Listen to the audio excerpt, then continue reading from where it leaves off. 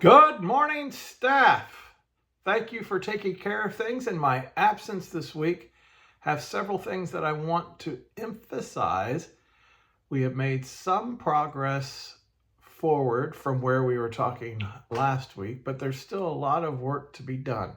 So we're going to address that along with some details that I want to make sure that we take care of this week and get us out of this meeting as quickly as possible. So let's move to the highlights. Wardell and Warren rescued Maggie prayerfully. Maggie is still operating as you watch this meeting today. Victor began serving. Last I saw, he was doing a really great job on Thursday. So hopefully that will keep up. Please utilize him in everything that you might plug him into. There was a boost of activity in the sanctuary, a tip up in the right direction from previous weeks. Kitchen team served a variety of good food for lunch. I saw lots of creativity and it smelled great and exactly what I'm looking for. Thank you, kitchen team. John filled a lot of gaps for me last week, and prayerfully we're on the road to having the AC restored on the Geek side. Sean took care of Larry. That was one of the nice things this week. We got Larry as part of Camp Connections, and we are still working out details and how to take care of campers. One of the things that we're most concerned about are the trees on the back side of the property, and Sean took initiative and removed some branches from the top of Larry's trailer. We had a solid Kingdom First meeting from Tuesday to Thursday. Really enjoyed participating in those.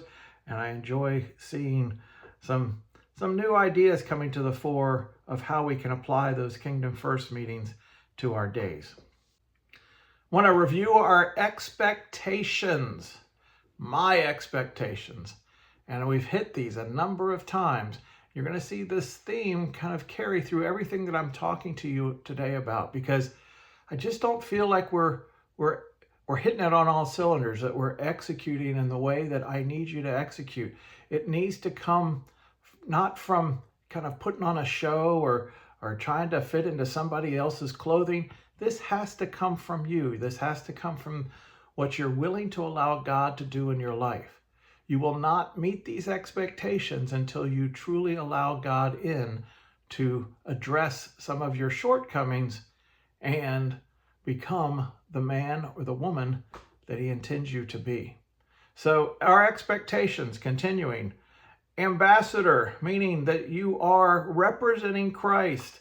Engagement, that you are sharing the love of Christ freely each and every day. Conflict management, when things go sideways, that you still treat people with respect. And then we added servant leader, meaning that you are willing to put other people's needs before your own, that you're always seeking to glorify God. And accountability, meaning that you are willing for your brother or sister to speak into your life, and the expectation that you are willing to do that for others. All right, so I think I've expressed these often enough for them to take hold. And I have to warn you, if I don't see these taking hold in a significant way, then we are going to part company. No matter if you've walked with me for 10 years or 10 months, we cannot move forward as a team if we're going to still struggle to accomplish these simple expectations. These aren't just my expectations. These are your expectations of our Creator. It is He who has placed these expectations on the church, and it is He who will judge us on how well we take care of others. So the areas of need improvement, I kind of slimmed it down this week. There is not a single area listed on the screen that we are hitting it out of the park on. One of the things that I witnessed this past week was a real lack of respect and care for one another. There should be this brotherhood in arms, this This, I will come to your aid. If you ask for help, I'm there. Now, you often express that to me, but you're not expressing it to one another at all. Without care, there is no coordination. Without coordination, there is no communication. We must allow God to come forward. It has to be less your own wisdom and a lot more God wisdom. And in that godly wisdom, you will respond as God needs you to respond. It's going to be uncomfortable. I need you to learn how to be uncomfortable, to not seek the comfort of handling situations in your own power. Handle things in God's power. And that has to be done passionately, with tremendous focus and a right attitude. I've seen bitterness and resentment work its way into our team, and that has got to stop. We must have the attitude of Christ. We must be mindful. If I, again, do not see improvement in these areas, we're going to have to sever relationships. And that's the last thing that I want to do. It hinders the ministry. It breaks relationships that I've enjoyed, and it's not productive. There is no one better equipped and better in a better position than you to accomplish the task that God has for you this week. But you have to be willing to do it in God's way. So hear me today and make those improvements. And I hope to see a staff that is working as one when I return. News and noteworthy, we have Bob and Christy returning. This is Sean and John's cue to get the Connections Cares van back transformed into Connections Cares. Please make that happen before Wednesday, because Bob plans on operating Connections Cares Wednesday the 11th. John and Sean's availability. I need to make this clear. Sean and John are my only full-time staff members. And how I made that happen was taking several areas of need, the maintenance, the janitorial, and kitchen, and also combine that with recognizing there are times when the sanctuary will need to be covered by Sean or by John. So this is a message to Sean and John. Make sure that you make yourself available. If your brothers need help, then please provide the extra help that they need in the sanctuary. And this is a word to the team that they are your go-to. They have been with me for quite some time. They know my heart. They know the operations of the building, as well as they have witnessed how I minister for many years. So I have great trust in them, but they need to know that they are in that role. We'll have more on that in a second. Victor's volunteering full-time. Keep him busy. Okay, whenever Victor is on property, make sure that he is staying plugged in. That is for the health of Victor and the health of what God wants to accomplish here at Connections Church. He is learning Connections Church from the roots up. And it has been years since Victor has had an opportunity to serve with us, and I want him to learn every aspect, be that helping in the sanctuary, where he probably operates most naturally, but also helping in the kitchen, where he has gained a lot of experience over the last year, and also anywhere else in janitorial or in maintenance.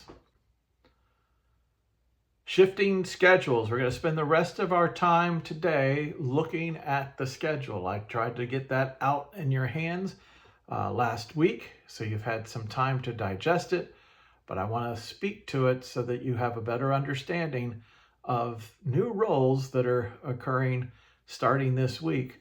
And I know it's a little bit more difficult because I'm not here with you, but my expectation is that you can understand where you're going to need to spend some extra time and and how these roles some of the roles are changing this week. Before we get into the schedule itself, I need you to ingrain this wherever you need to ingrain it. If you need to write it on your arm, write it on your arm. There is nothing more important than serving our people well. There is nothing more important than serving our people well. That means there is no project, nothing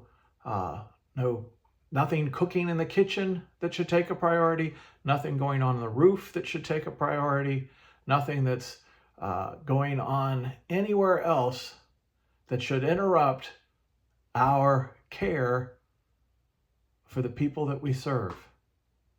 They are the most important. And I have spoken those words many a time, but I still see some hesitation or some pushback when it comes to asking for help and getting help. When we have people on property, they are the priority. Please make it so. Whether you serve in the janitorial team, you serve on the maintenance team, you serve in the kitchen team, you serve in the sanctuary team. When you see that our people are not being taken care of, you are the person called to take care of them. It isn't anyone else's job. It's yours. Now, prayerfully, that coordination thing comes in and everyone comes together and learns how to accomplish that job together. But I am tired of seeing our folks not being taken care of and fingers being pointed of whose fault that is. If you are on staff, if you're on the clock, then my expectation is they are being taken care of. Enough said. So here's the schedule. It's the schedule that I put in your hand, and it's the schedule for this coming week and prayerfully the weeks coming. This is my second adaptation in as many weeks, but hopefully this is the one that will stick. The major change is that we are rotating Doug to work in a support role, and we're moving Wardell and therefore Lisa into a ministry role. That should lend extra support for those that are serving in the sanctuary, while also giving Doug a breather so that he can kind of find his feet and minister in one of those support roles, with the plans that Doug will rotate back into a more hands-on sanctuary role at some point here in the future. With these changes, Doug has not done extensive work in the janitorial side of things, so he will need some training. The crossover time that Wardell and Lisa are present, along with John and Tim, there'll be some opportunities. I need your help to get Doug trained up in what it means to be the caretaker of Connections and Geek SI. Find time to help Doug get up to speed on just what he needs to do. And that'll primarily be John's role, but John will ask for assistance from Wardell and Tim so that we won't lose out and the caretaking of the facility won't fall through the cracks. Did want to address transportation as well. Next week, we will be operating with the vans, and I have Sean and John in the mornings doing the pickup in the van and the shuttle bus. And then in the afternoon, I have Wardell and Doug using the van and the shuttle bus to get everybody back home.